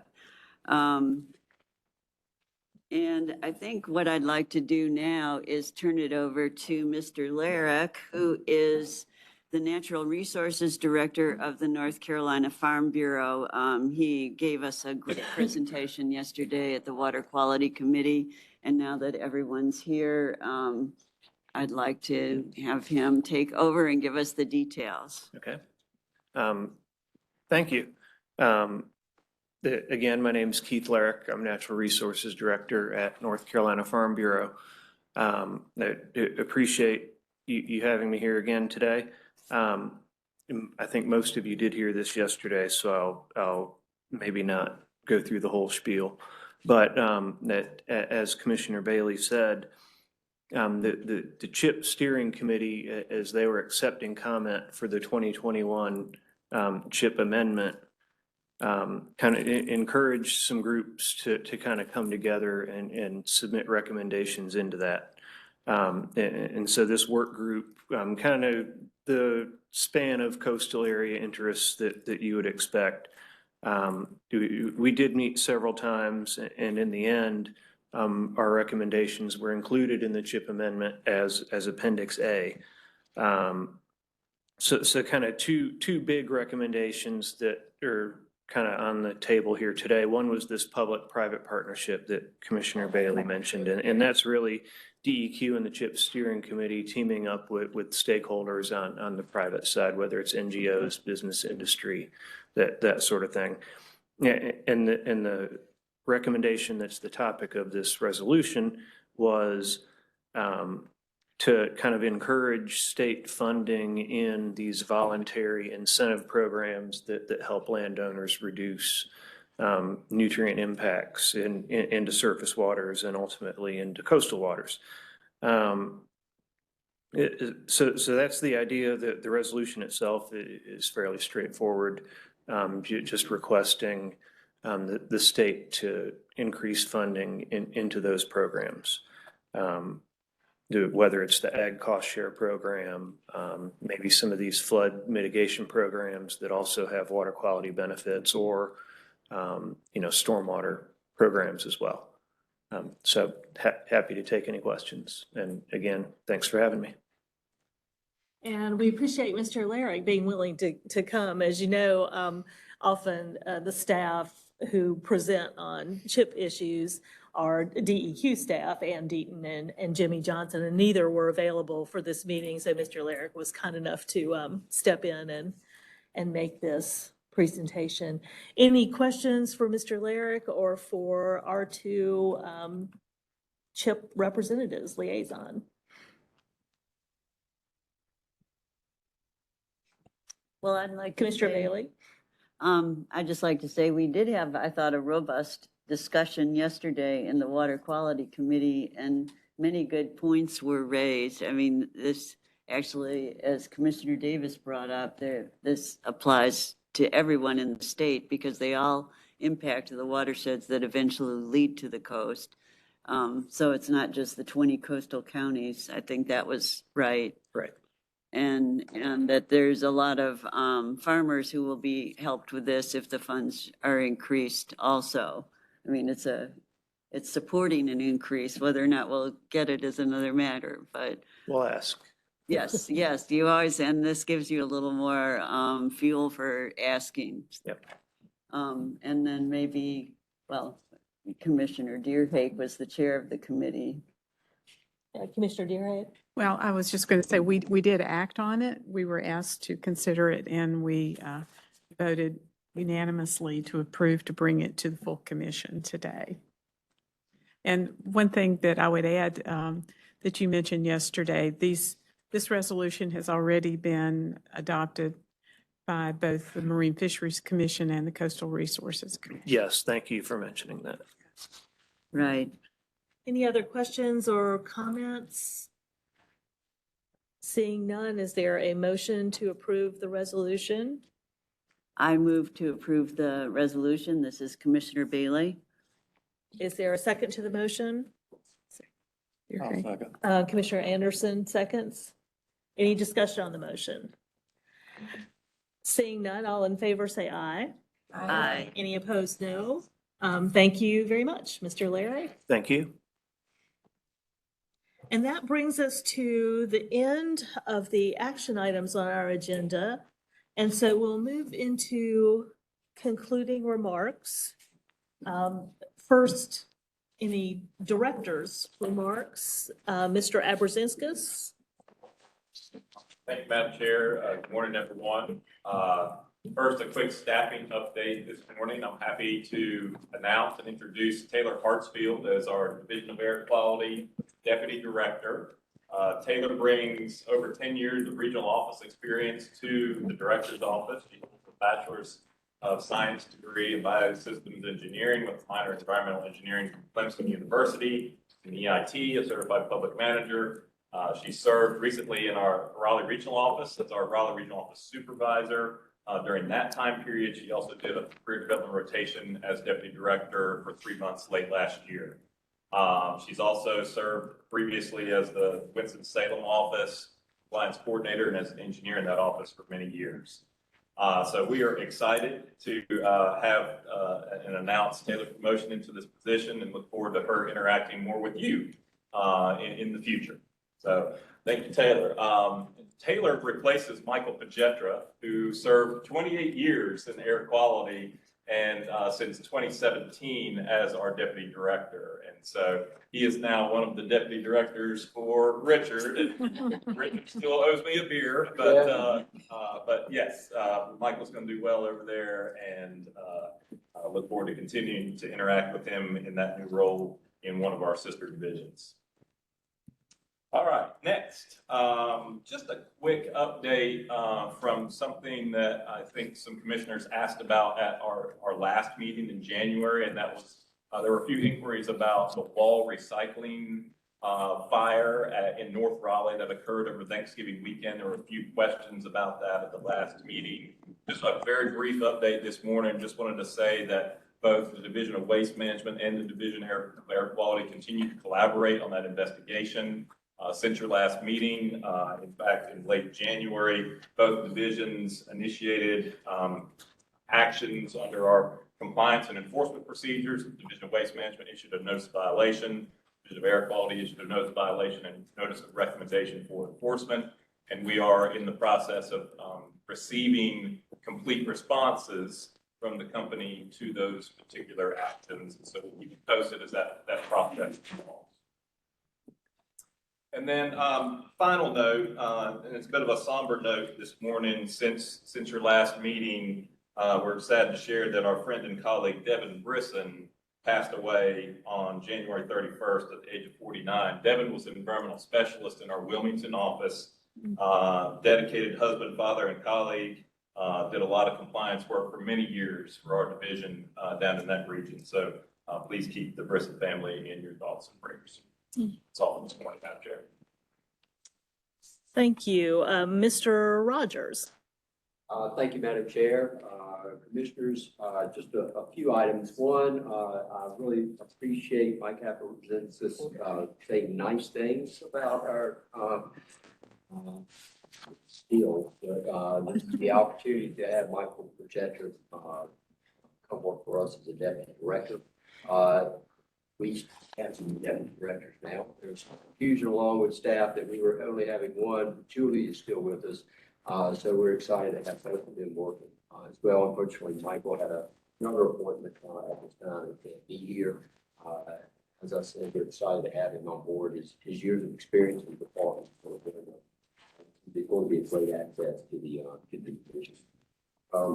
I want to review with you a little bit. I talk about staffing every time we get together, but it's necessary. We are struggling. And I believe you can read the comments in my notes. Couple points there. One is, I think, in our regional offices, the face of our organization, the people that have our public contact and carry out a lot of our needs on the ground. A couple of regional offices were down 38% in our Washington and Wilmington regions on the coast. And in our Raleigh regional office, we're down about 45%. And the hits keep coming. We are doing everything we can that we know to do to help this. This isn't just us, it's statewide, it's in the private. But just want y'all to recognize that us meeting our obligations in the field, us meeting our obligations as an organization is getting very difficult. And we're having challenges everywhere we turn. We'll try to meet those challenges. We're fortunate enough, we hope to implement some salary administration plan, which will support about 268 of our 450 or so employees, providing them some funding to bring them up close to where they are supposed to be as it relates to their midpoint and where they are in their salary grade. So that's good news. It is not enough. Our efforts, the General Assembly will focus on retention as well as we hope to move fee increases forward as well. Rulemaking, a couple of announcements and follow-ups. The IBT rules, which y'all have considered, were approved by the RRC in February, became effective March 1st. And also the final approval for our the 2022 surface water standards triennial EPA in February. So, yay, that's good stuff there. A couple of public hearings that are going on. The Colonial Pipeline permit. This is a permit for treatment of the contaminated groundwater as a result of the spill. Will be going on on March 16th next week. And just last evening or Tuesday evening, we had a public hearing on the Sanford wastewater treatment permit as well. The E. coli study is ongoing. We met with the chair and Commissioner Deerhake and Harris yesterday to provide an update. We're providing you an update as well in the future about that as we work to expedite that E. coli standard. Legislatures in town. My background is in the legislature, so I feel a need to talk about them and what's going on there. In my comments, I've mentioned a couple of bills that are circulating through. Obviously, there are more. Senate Bill 95 is a bill that expedites wastewater and water franchise transfers. This is not directly deal with us, but it may be a solution to concerns that we've had with actually getting responsible ownership into the private systems across the state that are way out of compliance. I think this is a good move. It actually is passed through the Senate yesterday. It got a 45 or 48 and nothing vote. There's been some minor changes in, I think in my comments, it says within 180 days, that has changed to 210. Another bill of interest is House Bill 117, modifying administrative law provisions. I ask that y'all get a hold of this and look at this. It is basically not allowing this commission, our staff, and several other commissions to incorporate subsequent amendments and additions of reference material and federal standards that we implement. It requires a new rulemaking process to go through on the state level as well. But I would hope that y'all would take a look at that. We will see how that moves forward. It was supposed to be in J2 yesterday. They canceled the meeting, which is, I guess, a good sign. Other issues that are before us in water resources, and these are pretty typical dealing with IBT permitting processes. We'll be meeting with legislators on that issue as we do pretty much annually. also expansion of wastewater treatment plants, and expediting permitting for highly effective packaged treatment plants is another hot topic that we're well. On the drought front, good news, we've had lots of rain. I don't think any part of the state at this point is. No, I wondered about that. I haven't heard anything about Drought. that. And then, finally, Earth Day is coming up. This is a couple of events that are going on there. That's all I have. Thank you. Any questions for Mr. Rogers? If not, Mr. Scott? Morning. Thank you, Madam Chair, members of the commission. I would like to recognize the significant contributions of a valued staff member, Ruth Strauss, retired from our underground storage tank section with almost 30 years of state service, a massive program permitting all of North Carolina's gas stations and handling those associated inspections. And she had a great opportunity to go help look after her newborn grandchild. So really excited for Ruth, but we're going to miss her. Andrea Archer stepping in as our interim branch head over our permits and inspections program. A lot of work going on related to the Comores site. As this commission's aware, we have now sent feedback back to Comores on their Lower Cape Fear work plan. This is significant because DEQ is working on an environmental assessment across 8 of North Carolina's 100 counties associated to one facility. 4 counties in the Lower Cape Fear, 4 around the Bladen County plant, an 8-county assessment. I'll tell you, I've never worked on an 8-county assessment, but it's a great team. A lot of work going on to assess these PFAS in the region and to also address people's concerns related to those contaminants. We're in Pender County last Tuesday night, met with about 90 community members on their concerns related to PFAS, their private well water, and the associated sampling that's available to them to look for these contaminants in their well water. A lot going on at the actual Comores plant. The DeWin contractor has started the installation of the barrier wall. This is a 6,000-foot underground wall with also coupled with a groundwater extraction system that will treat the extracted groundwater before it's discharged. This particular wall is a major engineering feat and will cut off the last remaining significant source of PFAS, the Cape Fear River, which, as this commission knows, is a major drinking water source for a lot of North Carolinians. That wall should be completed towards the end of April. Like I said, a major engineering feat with a lot of associated testing. And I think the great piece here is a lot of collaborative work, divisions of air quality, water resources, waste management, double-digit staff working on this significant endeavor.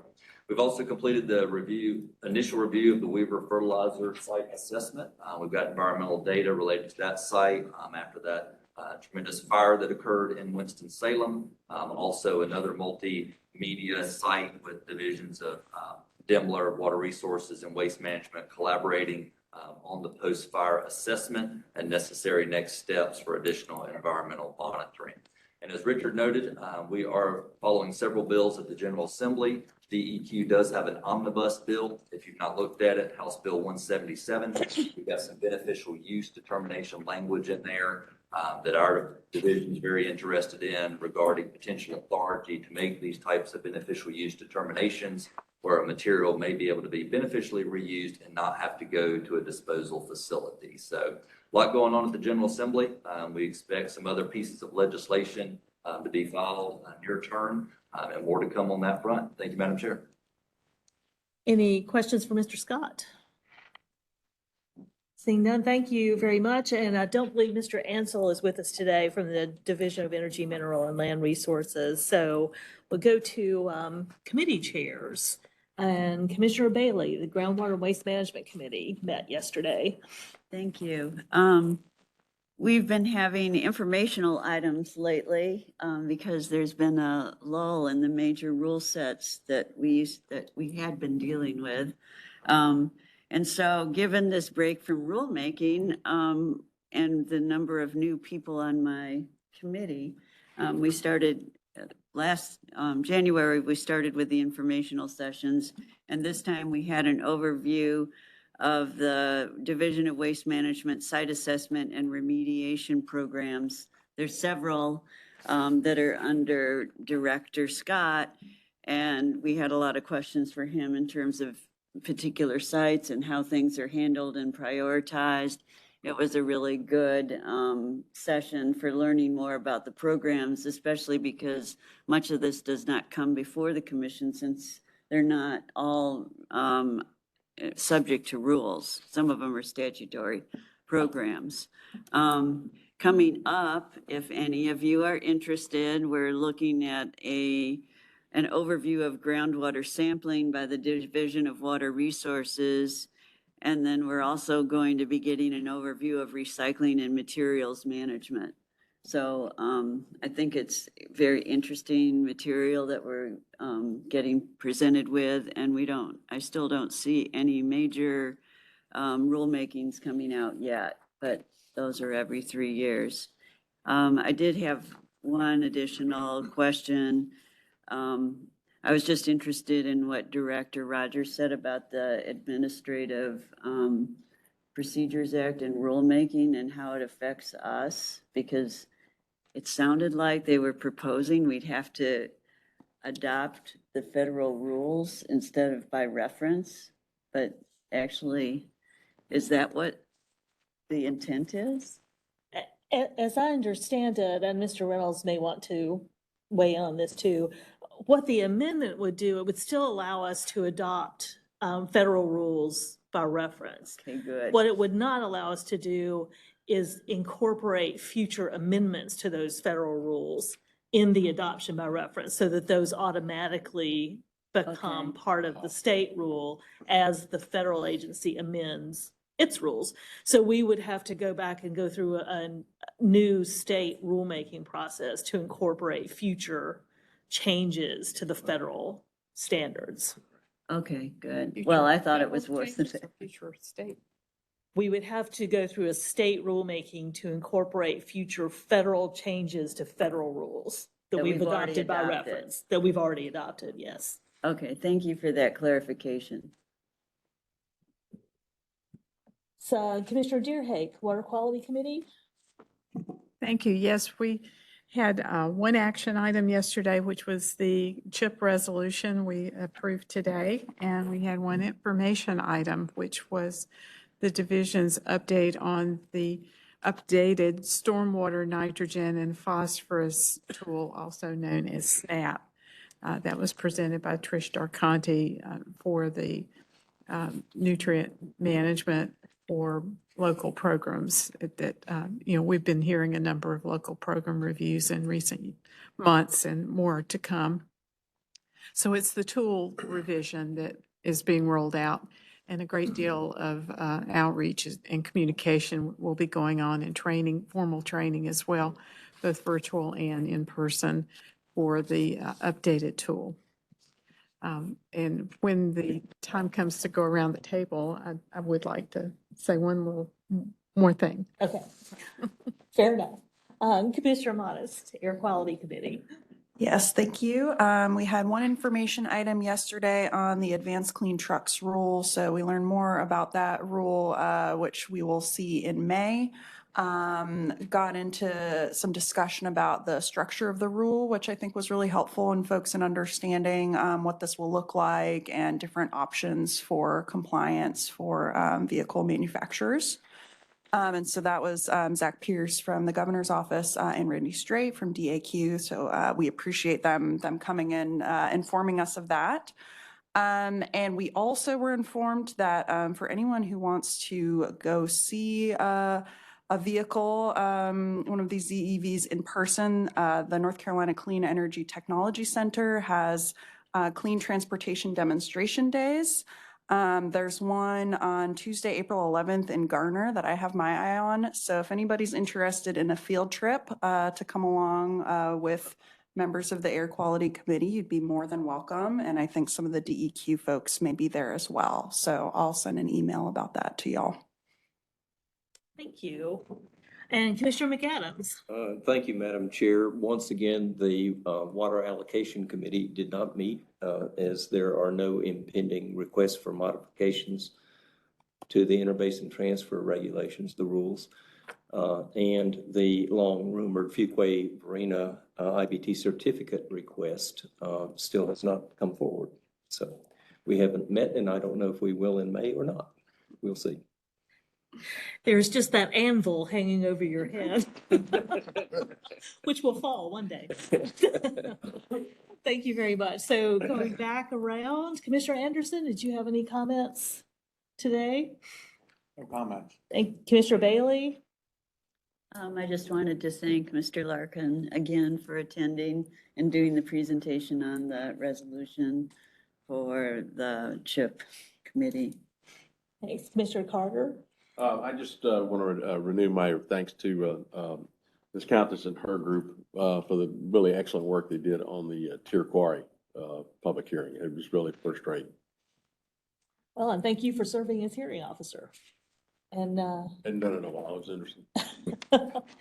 Commissioner Davis. And thank you for serving as hearing officer on the sulfur rule. Commissioner Deerhake. Yes, thank you. First of all, welcome to Ms. Hartsfield and your new post. Congratulations. We look forward to working with you.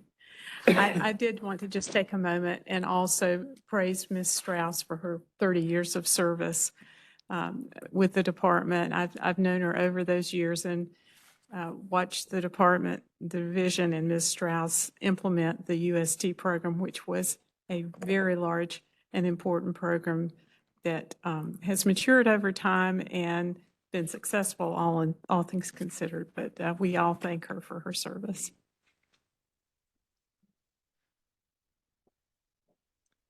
Mr. Monis, do you have anything else? Nothing else. Thanks. Commissioner Keen? Civil penalties remission group 1 will meet. We have no oral presentations today. 4 items, but should not take very long. And maybe 10 minutes after we dismiss, if we could. Commissioner Harris? No comments. Commissioner Lyerly? No comments. Commissioner McAdams? Madam Chair, just one. I want to thank again Director Abrazinskas and his team for moving ahead so quickly on the sulfur dioxide modification to the regulations to clarify the supplemental fuels issue. Thank you for that. And Commissioner Solomon? Commissioner Weiss? Thank you, Chairman Smith. I really want to express my appreciation to staff and so since 3 of the 4 directors are here, as a new commission member, I am always impressed at the level of presentations that your staff bring forward. I'm finding time spent on not only on the committees that I'm appointed to, where we've had some fantastic info sessions, Director Scott, but in listening to the other committee meetings, it's impressive. I realize you're working under the strain of staff shortages, but I thank you and thank your staff for the great job they're doing and for helping me get up to speed. Thank you. Mr. Reynolds, did you have any comments today? Yes, thank you, Madam Chair. I wanted to briefly mention just a few things.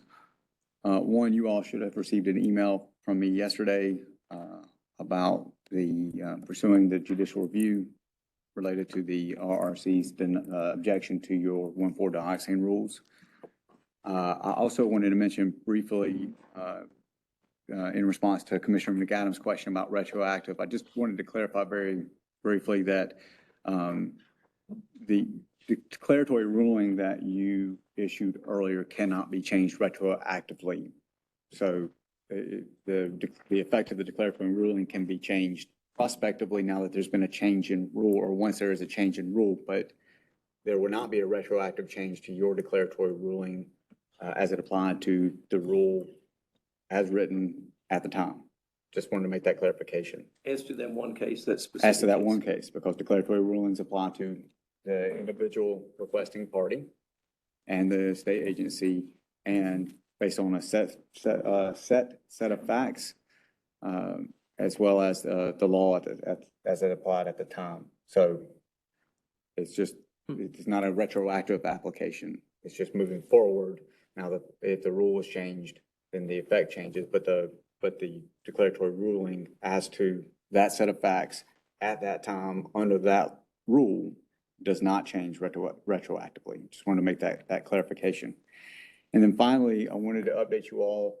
You may all recall that you recently approved rules related to laboratory certifications and the ability for the state lab to certify private labs to test for PFAS, among other things, in anticipation of upcoming requirements and from the EPA.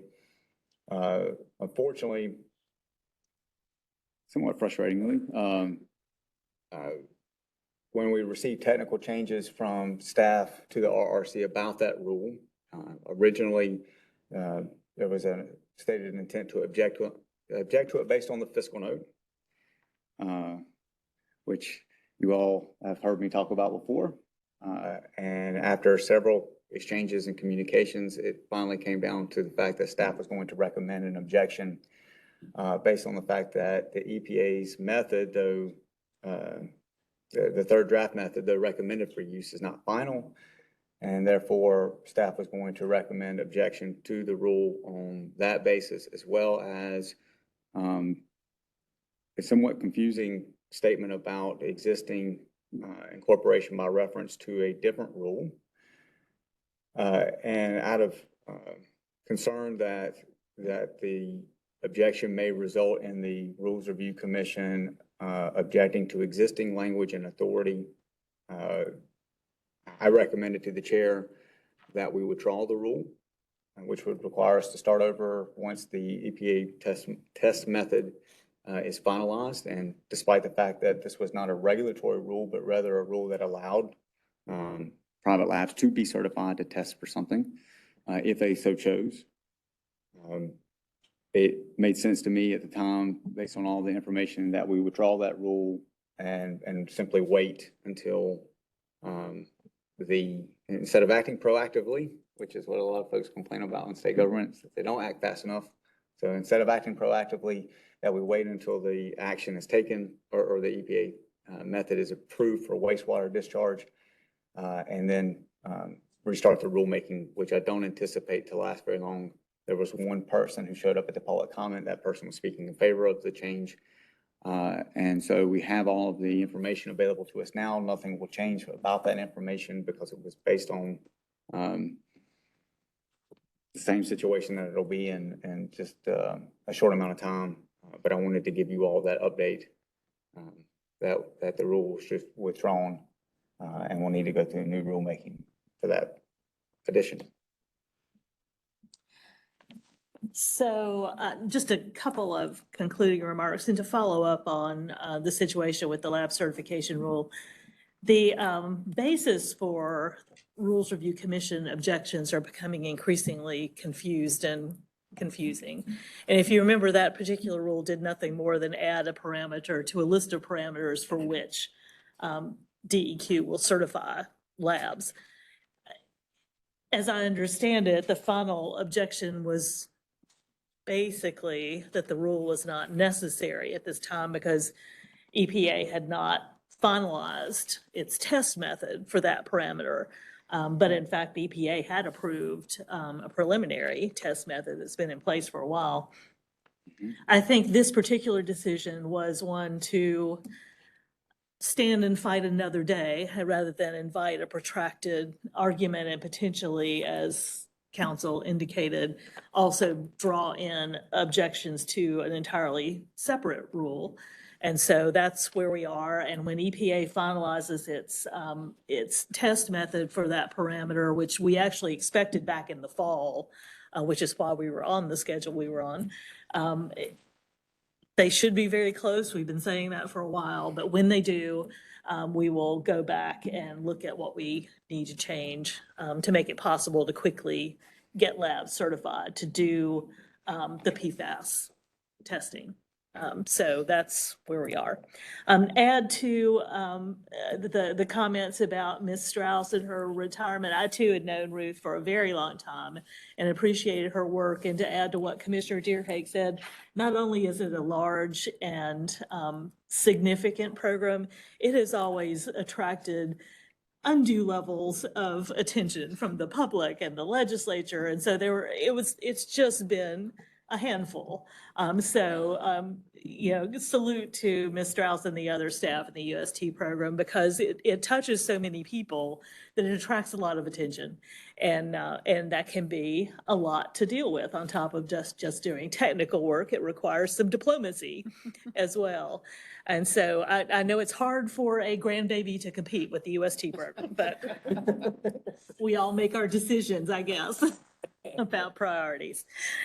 And finally, just to put a thought in your heads, and I'd appreciate if you have any feedback, let me know, but I had a brief conversation with Mr. Rogers about the possibility of having a field trip for EMC members and perhaps scheduling our September meeting for a location at the coast as opposed to Raleigh, to give us an opportunity to look at some coastal water quality issues, including SAV, which of course is on our agenda and will be in the next few months. So if you have any thoughts about your interest in doing that and the feasibility of doing that, it would be the same. You know, what we're preliminary thinking is the same standard 2-day format, but different location. So we'll be exploring that further, but just wanted to let you know that's a thought at this point. Otherwise, we are ready for adjournment, and I will let Mr. Keene gather his Civil Penalty Remission Committee members in 10 or 15 minutes. I assume you're meeting in this room, is that correct? Yes, ma'am. Well, thank you very much for attending, and we are adjourned.